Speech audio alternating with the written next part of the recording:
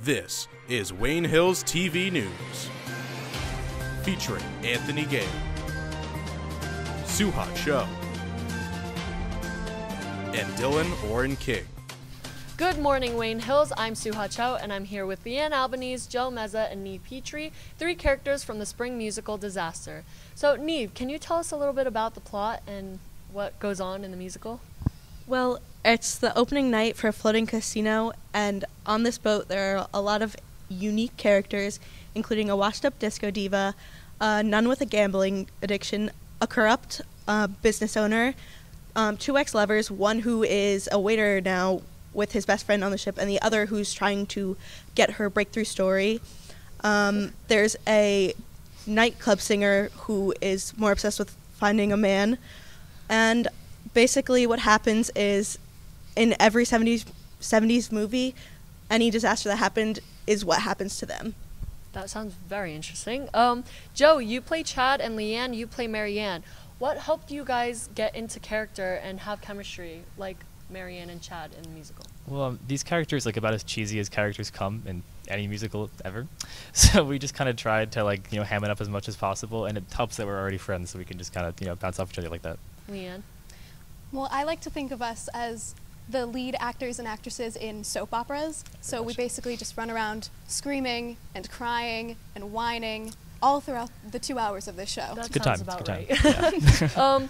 Joe, what can you tell me about your favorite parts of being in such an extravagant show? I mean, honestly, it's going to sound kind of dumb, but some of my favorite parts of this show have been the really ridiculous props that we have. I like the weird piranha puppets and all of it looks kind of dumb, but that's part of the point. It's it's a spoof of old disaster movies. So if you've ever seen Airplane or anything like that, everything is really ridiculous, and I think that's great. What kind of music is featured in Disaster, and what are your favorite songs?